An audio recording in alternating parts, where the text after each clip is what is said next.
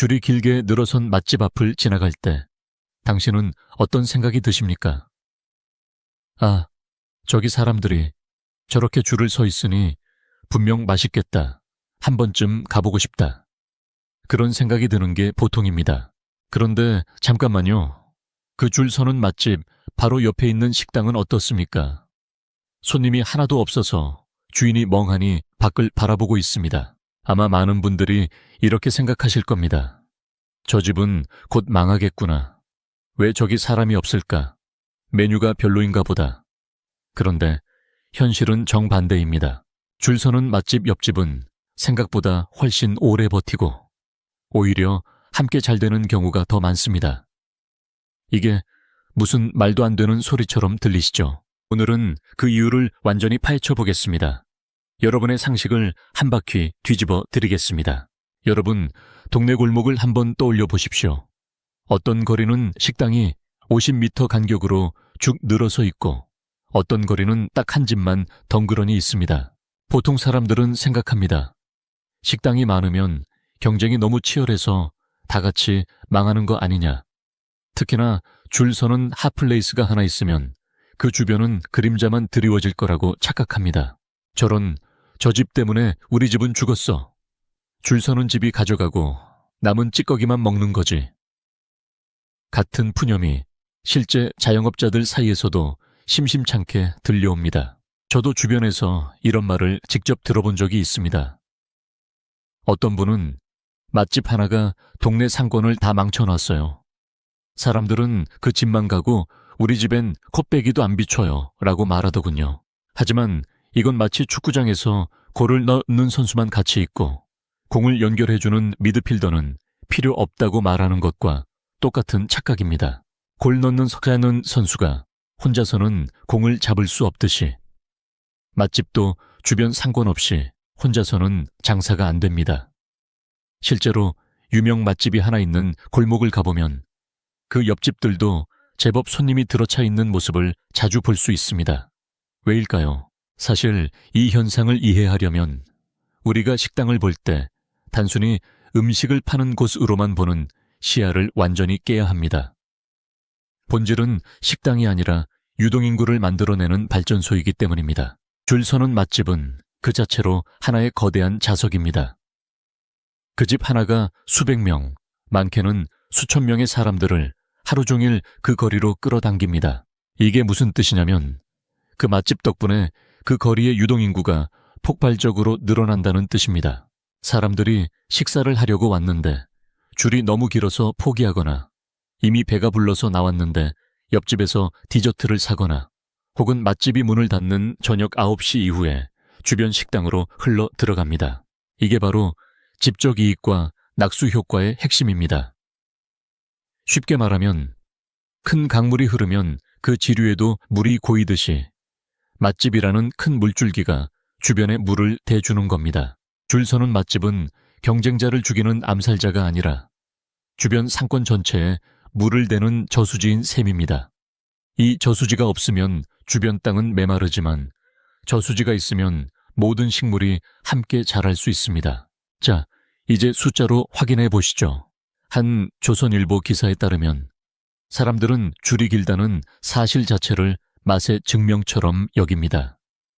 줄이 길수록 호기심이 생기고 저 집은 분명 맛있을 거야 라는 확신이 생깁니다.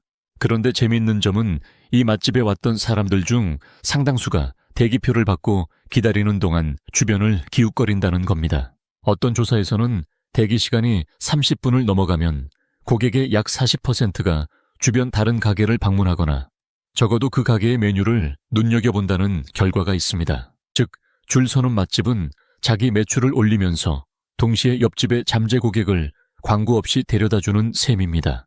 인스타그램 게시물에서도 이런 말이 나옵니다. 사람들은 음식을 소비하는 것이 아니라 경험을 기억합니다. 누구와 함께였는지, 어떤 기분이었는지가 재방문의 이유입니다. 맛집에서 줄을 서서 기다리는 그 경험 자체가 주변 가게에 대한 호기심과 연결고리를 만들어주는 겁니다. 예를 들어 맛집 앞에서 30분을 기다리면서 옆집의 메뉴판을 구경하고 다음에 여기 와볼까 라는 생각을 하게 됩니다. 이게 바로 광고비 한 푼 안 들이고 자연스럽게 만들어지는 마케팅 효과입니다. 이 현상을 더 깊게 들여다보면 공급망과 밸류체인 이야기가 나옵니다. 맛집 하나가 뜨면 그 주변으로 공급망이 한데 모입니다. 식자재 도매업자가 더 자주 들르고 배달기사님들이 그 일대를 집중적으로 커버합니다. 심지어는 주차장이나 대기 공간 같은 인프라도 공동으로 활용할 수 있습니다. 예를 들어 줄 서는 맛집 앞에 길게 늘어선 줄을 보면서 옆집 주인은 속으로 이렇게 생각합니다. 저 사람들 우리 집 메뉴를 볼 기회를 만들어줘서 고맙다. 실제로 배달 이민족 같은 플랫폼 데이터를 보면 특정 거리에 핫플레이스가 생기면 반경 500m 이내 식당들의 배달 주문량이 평균 20% 이상 증가하는 사례가 보고됩니다. 이게 바로 집적 이익입니다. 여러 식당이 한 곳에 모여서 인프라와 고객풀을 공유하니 혼자 떨어져 있는 것보다 고정비를 낮추고 매출 기회는 높아지는 겁니다.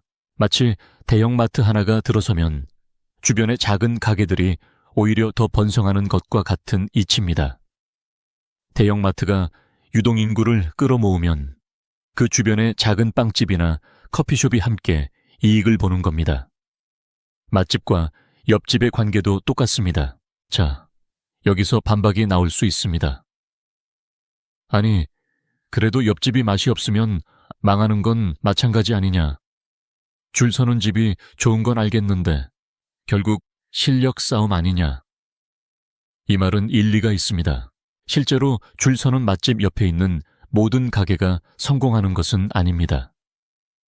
어떤 옆집은 정말 맛이 없어서 망하기도 합니다.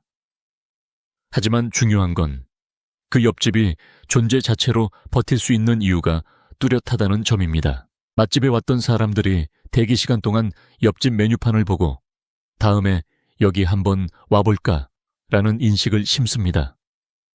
또는 맛집이 쉬는 날이나 재료 소진으로 일찍 문을 닫았을 때 그 빈자리를 옆집이 채웁니다. 즉, 옆집은 맛집이 만들어 놓은 트래픽의 그림자 안에서 살아가는 겁니다. 마치 큰 나무 밑에서 자라는 작은 풀들이 완전한 그늘 때문에 죽는 게 아니라 오히려 적당한 그늘과 습기를 얻어 살아가는 것과 똑같은 이치입니다. 큰 나무가 비를 막아주고 낙엽이 거름이 되어주니까 작은 풀들이 더 잘 자라는 겁니다. 더 나아가서 이 현상은 단순히 동네 맛집 이야기를 넘어서 입지의 힘이라는 거시적인 구도로 볼 수 있습니다. 부동산에서도 마찬가지입니다. 강남에 별로 유명하지 않은 카페 하나가 왜 망하지 않고 버티는지 아십니까? 그 주변에 수많은 대기업과 명품 매장이 유동인구를 만들어주기 때문입니다. 국가 간 패권 경쟁에서도 똑같은 논리가 적용됩니다. 미국 실리콘밸리에는 수많은 스타트업이 있습니다. 그 중에서도 구글, 애플 같은 앵커 기업이 주변에 있으면 그 생태계 전체가 융성해집니다. 앵커 기업이 인재를 끌어모으고 그 인재들이 주변 스타트업을 창업하거나 투자합니다. 맛집과 옆집의 관계가 바로 이겁니다. 줄 서는 맛집은 그 지역의 앵커 테넌트이고 옆집은 그 생태계에서 살아가는 작은 생물체인 겁니다. 이 앵커 테넌트가 없으면 그 거리는 그냥 조용한 주택가일 뿐입니다. 하지만 앵커 테넌트가 생기면 그 거리는 하나의 작은 경제권이 됩니다. 여기서 또 예상되는 반박이 있습니다. 그럼 옆집은 기생충처럼 사는 거 아니냐? 결국 자기 실력이 없으면 오래 못 가는 거 아니냐? 이 말은 절반만 맞습니다. 실제로 옆집 중에는 맛집의 낙수 효과에 기대서 안일하게 운영하다가 망하는 경우도 있습니다. 하지만 진짜 살아남는 옆집들은 다릅니다. 그들은 맛집이 만들어낸 트래픽을 자기 것으로 만드는 전략을 씁니다. 예를 들어 맛집이 점심시간에만 장사하고 저녁에 문을 닫는다면 옆집은 저녁 타임에 특화된 메뉴를 내놓습니다.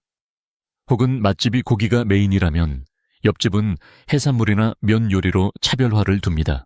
이렇게 하면 맛집의 고객이 오늘은 고기 말고 해산물 먹자 하면서 자연스럽게 옆집으로 이동합니다. 이게 바로 경쟁을 피하는 것이 아니라 경쟁을 활용하는 지혜입니다. 마치 큰 물고기와 작은 물고기가 같은 바다에서 살아가는 방법을 터득한 것과 같습니다. 큰 물고기는 큰 먹잇감을 잡고 작은 물고기는 그 사이에 남은 작은 먹잇감을 먹으면서도 큰 물고기의 그늘에서 안전을 얻습니다. 이제 투자자나 자영업자 입장에서 진짜 봐야 할 기준을 말씀드리겠습니다. 이 현상을 잘 활용하려면 단순히 줄 서는 집 하나만 보면 안 됩니다. 그 거리의 전체적인 유동인구 구조를 봐야 합니다. 첫 번째 기준은 앵커 테넌트의 지속성입니다. 그 맛집이 일회성 유행으로 뜬 건지 아니면 10년 이상 꾸준히 장사하는 집인지 확인하세요. 예를 들어 소셜미디어에서 갑자기 유명해진 디저트 카페는 1년 안에 망할 확률이 높지만 30년째 장사하는 칼국수 집은 절대 안 망합니다. 두 번째 기준은 보안 관계입니다.